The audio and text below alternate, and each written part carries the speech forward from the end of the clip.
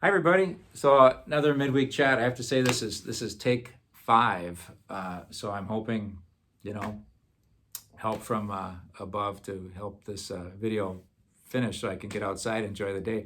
I'm not outside now. It's a little breezy, and I was trapped inside because I was having a delivery to the house here, and I had to be here between 1 and 4, and you know how that goes. So anyway, I'm inside. I don't think you've seen this part. This is kind of like the study area of the rectory. I got my computer off to my right here, and this mantle has some nice pictures.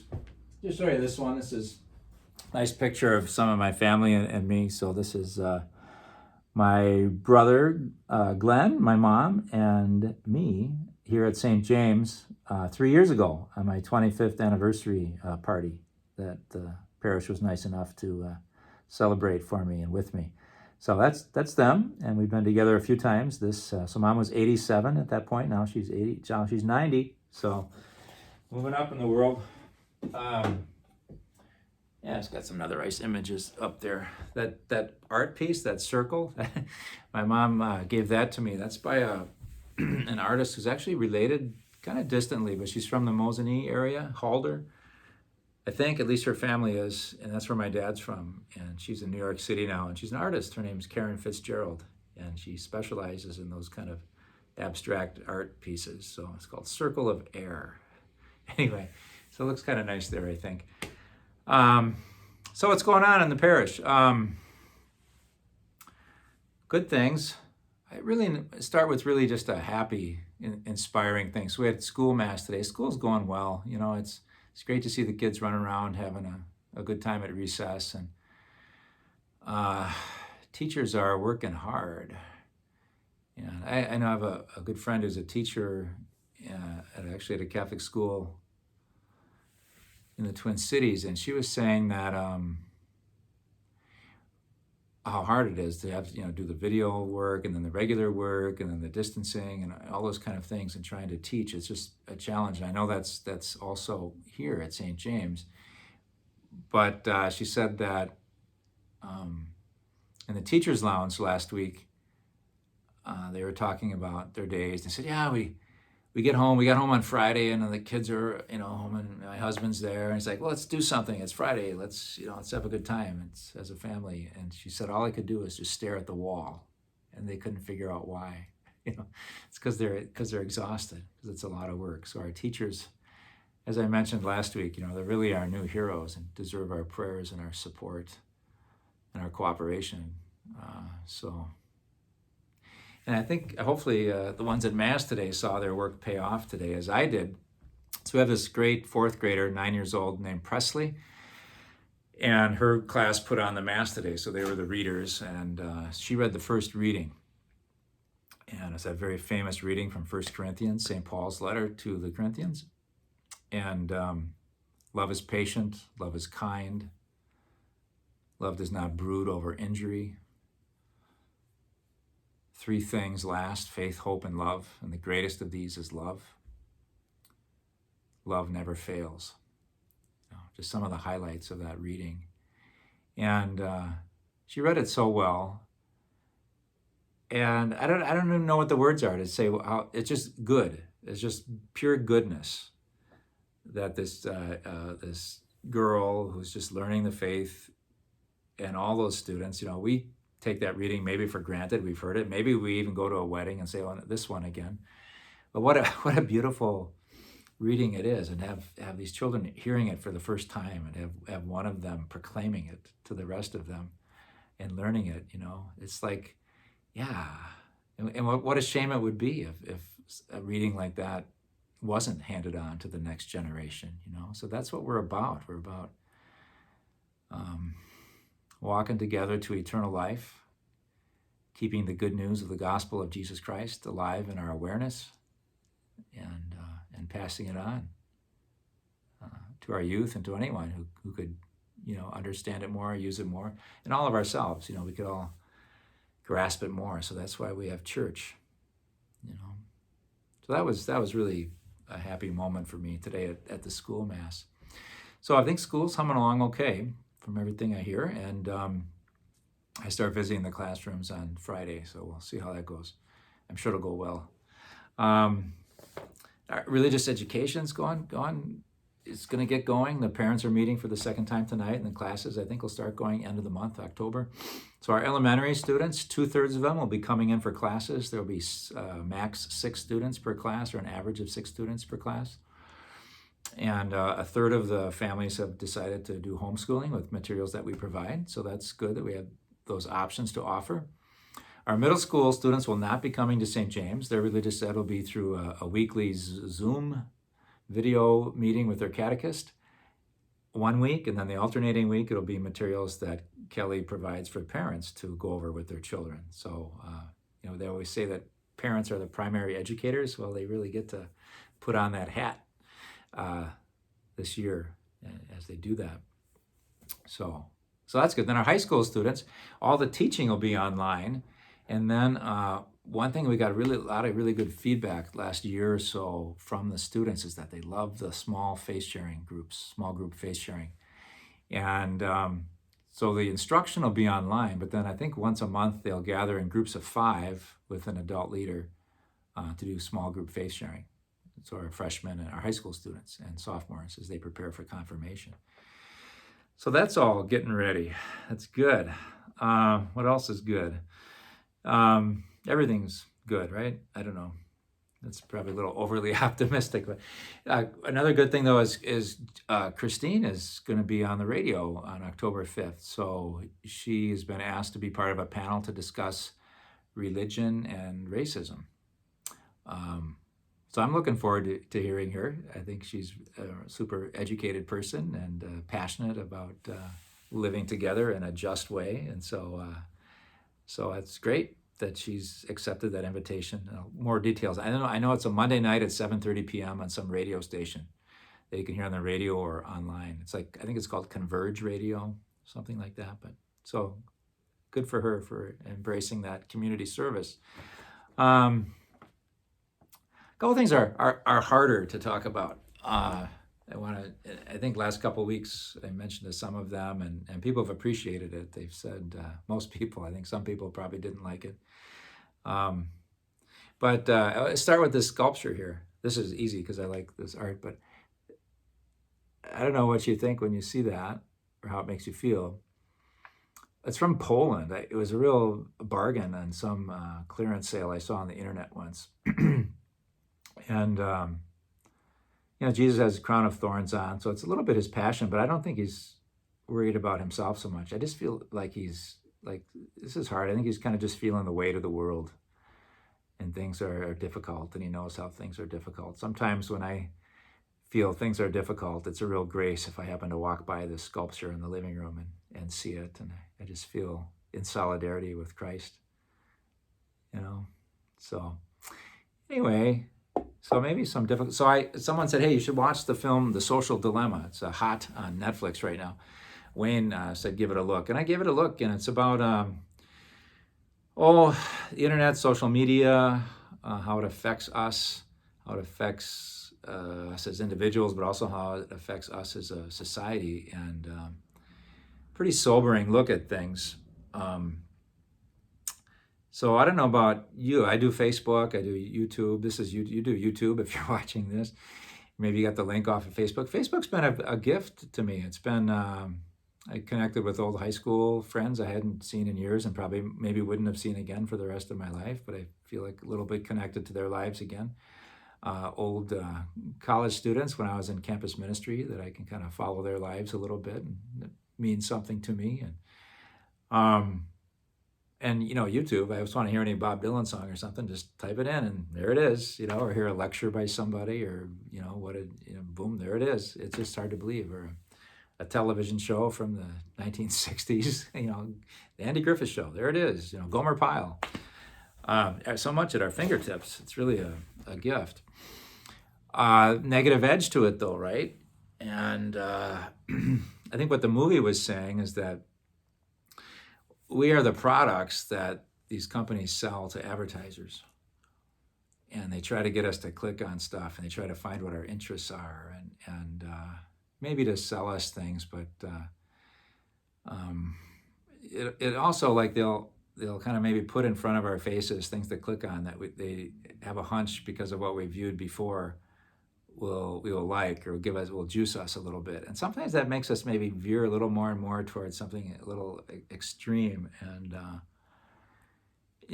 so politically, either to the right or to the left. And so it tends to be a dividing thing, or maybe something that's really maybe not that we would like that's extreme, but something that someone's extreme on the other side that we detest, and so that'll give us juice that we hate. That it'll kind of increase hostility in our heart. And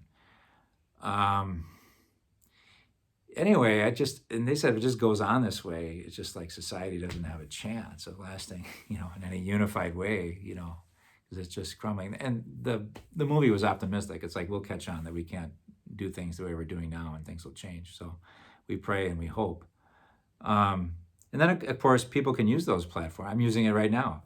So hopefully I'm not using it in a way that is divisive or harmful to humanity in any way. But, people can, and they do.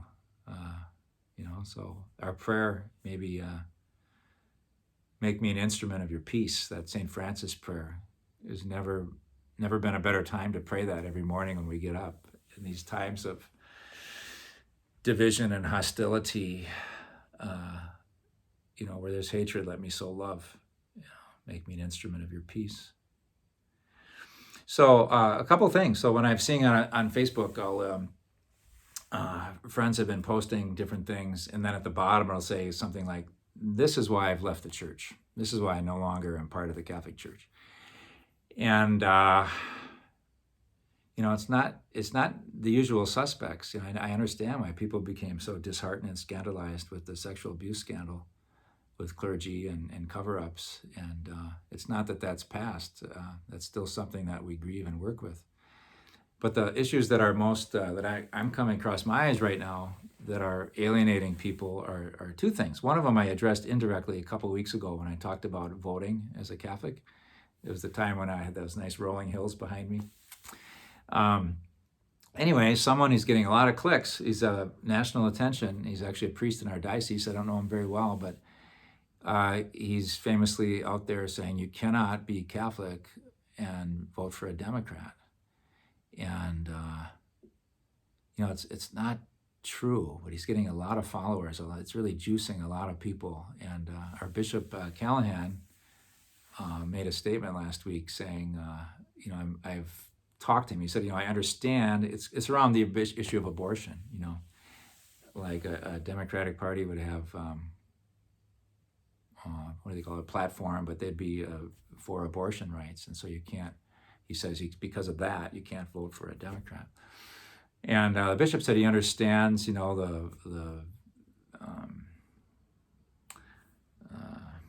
desire behind that's good to point out the evil of abortion, but the way this priest is going about is very divisive, very derogatory toward others, very wrong. And he says he's trying to talk to him one-on-one to point out the error of his ways in the spirit of fraternal correction.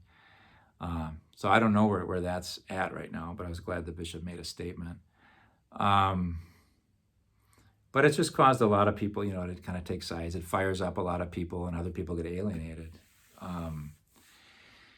So as I said just to kind of clear the record, as I said in my other talk, it's pretty clear to me from what the U.S. bishops have taught us through the document Faithful Citizenship, which has been around for years and gets tweaked from year to year, but it always says that, I think it's paragraphs, if you ever want to look it up, I think it's paragraphs 24 through 27 in that document. It's called Faithful Citizen, U.S. Bishops, if you want to look it up.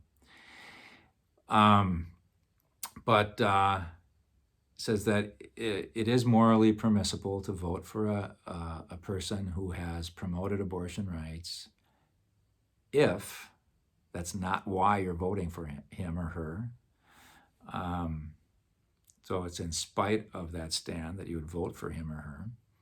And if there is proportionate reason based on other issues that you'd look at in the world that are important and are also life issues. And the bishops encourage us not to just look at one issue, but to look at all these issues that affect our life together on earth, protect the dignity of life.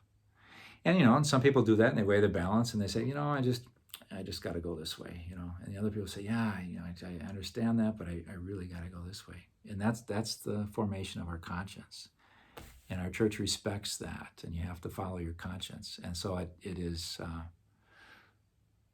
bugs me, to hear someone say, you got to do this, you're not a good Catholic. I don't think that's responsible. Doesn't respect me in my conscience or you in yours. But I don't know. So anyway, that's one thing that I've been seeing on Facebook a lot. And then the other one is with the Sunday obligation rule. Yesterday, a couple of people posted a story from Archbishop of Milwaukee, says all the faithful have to start going to Mass, in the midst of a pandemic. Why would he do that? And so then that story is, and then at the bottom, the person's comment is, that's why I'm leaving the church, or that's why I'm leaving the church.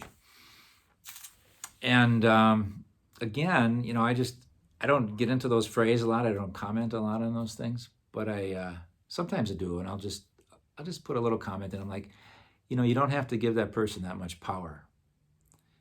Why let this person determine for you if you're a good Catholic or not? Does this person speak for the universal church? Does this person speak for all Catholics? And the answer is no. I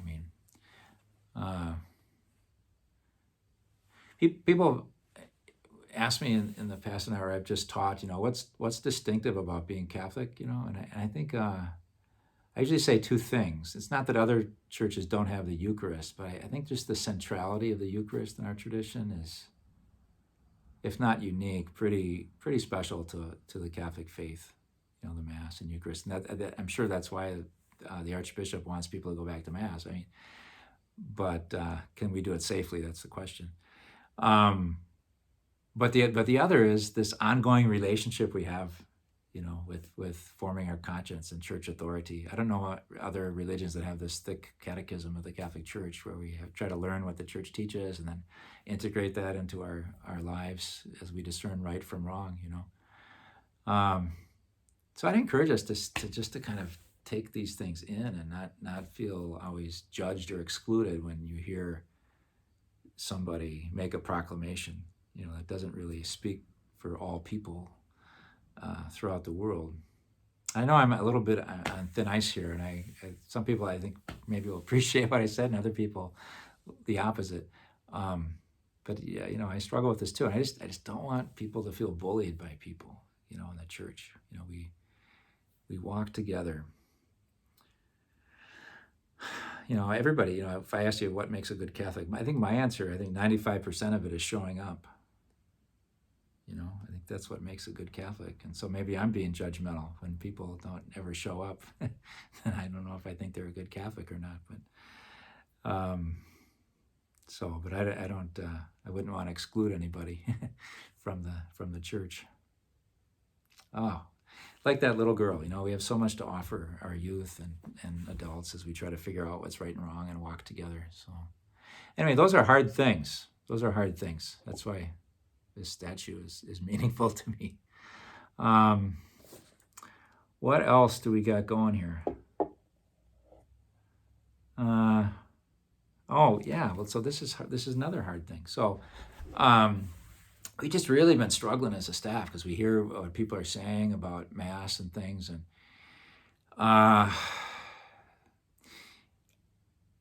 so when you come to Mass, we require that you wear masks. We require that you be 6 feet apart at least.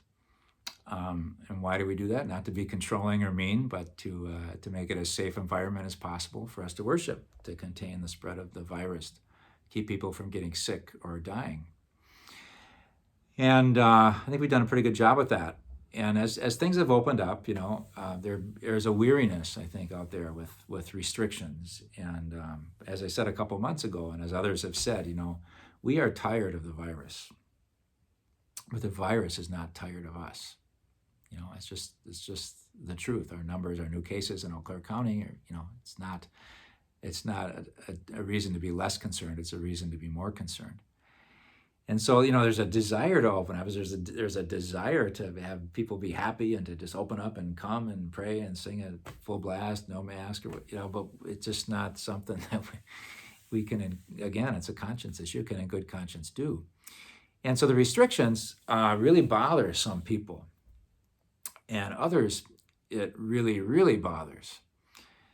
And so, but like to get like 94, almost 100 people in church, we can't just say sit wherever you want. Everything's taped and stuff, but it's pretty.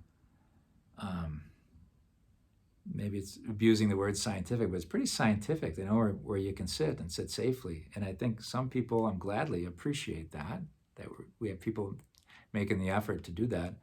But other people resent it, and I'm sorry for that. And I just hope you understand the why of it. It's not to make things difficult. It's to make things safe. And people then politics enters into it too, because just being safe makes it sound like you're this politics, or if you're, and it's not about politics at all, in my mind. So, I just really beg people to kind of be cooperative as you can and keep charity in your heart. I think the first time people come back to Mass after a while, it's like, oh, this is sterile. This isn't what I expect when I come to church. There's no warmth here, and I've had some people have that experience initially, and then they kind of come, they come again and again, and they're like, well, really appreciate that I have this opportunity, because I know we can't go, and I've had a hard time accepting the fact that things have changed for now, but I'm glad we have the opportunity to come. I had a basketball coach, plus the online experience, so I continued to. We're going to keep doing that for a long time, to have online Mass, and if that's a way that you observe and stay in touch with church life and with Christ, that's good. I don't mean to put anybody down when I tell this story, but it's like I had a basketball coach, Sully, he's a good guy, and anyway, we'd always, whenever we were like losing or it looked like we were getting tired or something, he'd say, "Come on, guys, suck it up. Suck it up." And I don't really know intellectually what that means, to suck it up, but you could feel it viscerally, suck it up, man, get tough, it's life's hard now, and just kind of suck it up and do what you got to do, play hard. And I think that's what we got to do as a church. We got to suck it up. And when things aren't as pleasant as we like or as vital, like with these restrictions, just to know why we're doing it. It's about loving one another and trying to keep each other as safe as we can, get through this hard time, suck it up. So, I don't know, I don't want to offend anybody by saying that, but I just hope you understand, because we hate to be weaker as a result of this whole thing. We want to be stronger because we've learned how to love better. Maybe I can just close with a song, but I think maybe you'll recognize this song. It's a Taizé song, I don't know. I should maybe just sing it instead of play it, because I'll probably mess up the chords, but I think it's in tune enough. So it's in Latin, but the words mean, where there is love, there is God. Where there is love, there is God, which is we remember that. If we remember that and we do the loving thing, God is there, right? So, ubi caritas et amor, where there's charity and love, Deus ibi est, there is God. So, ubi caritas et amor, ubi caritas Deus ibi est, ubi caritas et amor, ubi caritas Deus ibi est, ubi caritas et amor, ubi caritas, Deus ibi est.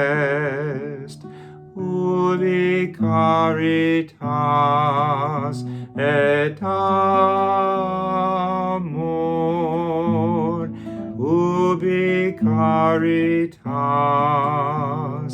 Deus ibi est, ubi caritas et amor,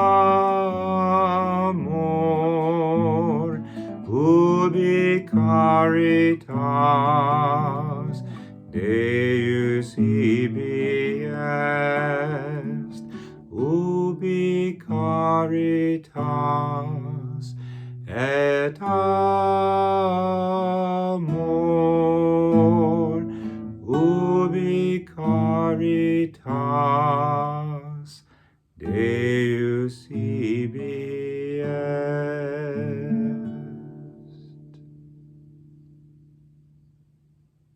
God bless you.